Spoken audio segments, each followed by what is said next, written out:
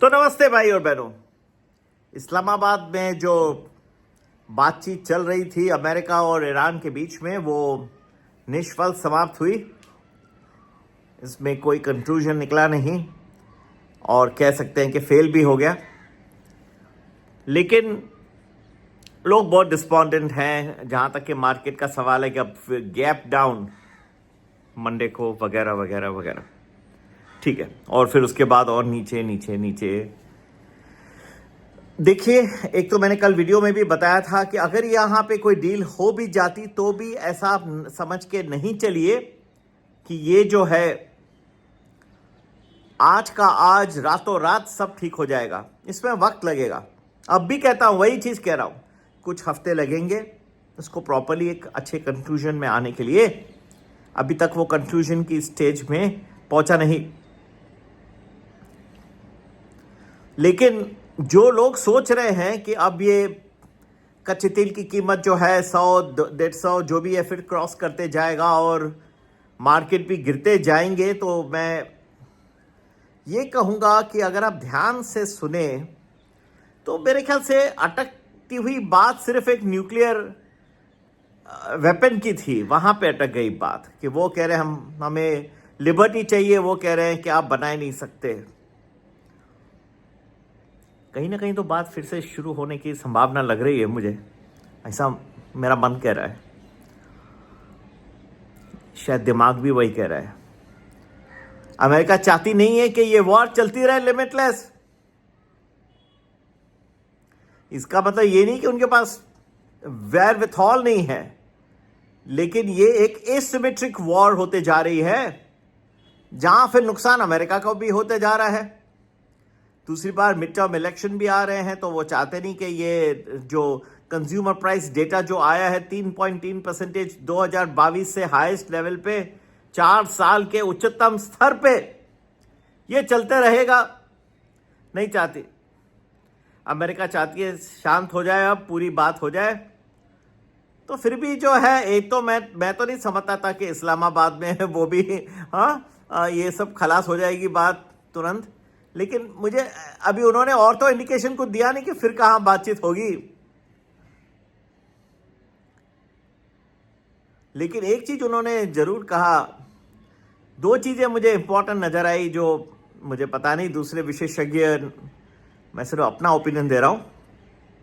एक, उन्होंने कहा कि वो कॉन्स्टेंटली टच में थे प्रेसिडेंट ट्रंप से, मार्को रूबियो साहब से, secretary of state, army chief staff से। ये सब मिलिट्री पॉइंट ऑफ व्यू वगैरह हो गई बातें। और स्कॉट बेसेंट जो ट्रेजरी सेक्रेटरी, अब उनसे टच में क्यों रहेंगे? मतलब ये जो डी फ्रीज करना है ईरान के एसेट्स, उसकी भी बात हुई होगी। उसके लिए फाइनेंस के जो आदमी इंचार्ज है उससे बात की। तो मतलब बातें बहुत हुई, सिर्फ एक न्यूक्लियर चीज पे रह गई। मैंने तो कहा था कि थोड़ा वक्त लगेगा, एक ना एक बात पे तो अटकनी थी, अटक गई। पर मुझे नहीं लगता ये एंड हो गए टॉक्स। फिर से नेगोशिएशन कुछ होगा जरूर, थोड़ा तूतू में तो रहेगी, पर एक फिर से एक दौरा फिर से आएगा। अब कहाँ होंगे आगे नेगोशिएशन? ऐसा मुझे क्यों लगता? इसलिए लगता है कि उन्होंने कहा कि हमने बेस्ट एंड फाइनल ऑफर जो है दे रखा था टेबल पे। तो ईरान की जो टीम है वो भी घर जाके सोचेंगे ना कि ये जो ऑफर है उसको लिया जाए, हम भी अपना एक best and final offer they they. Final +1 भी तो हो सकता है। मतलब ऐसा नहीं था कि टोटली रिजेक्टेड है। ये बहुत सारी बातें हुई है। मैंने इसलिए कल वीडियो में कहा था कि थोड़ा वक्त लगेगा सुलझने, क्योंकि इतनी सारी चीजें जो है सब खुल के आ गई। स्ट्रेट ऑफ हॉर्मज है, उसको खोलने की बात है। अब सब कैसे रातों रात सब एक चीज, 22 घंटे उन्होंने बात किए। उसमें आई एम श्योर इस्लामाबाद में बातचीत हुई, उसमें इतने सारे एक हाई पावर्ड डिस्कशन हुआ। लेकिन ये समझ लेना कि रातों रात सब कुछ चेंज हो जाएगा, वो तो वैसे भी पॉसिबल नहीं था। बात बड़ी है। आई थिंक थोड़ा सा इंप्रूवमेंट है जो मुझे दिख रहा है बिटवीन द लाइंस, जो शायद दूसरों को नहीं दिख रहा।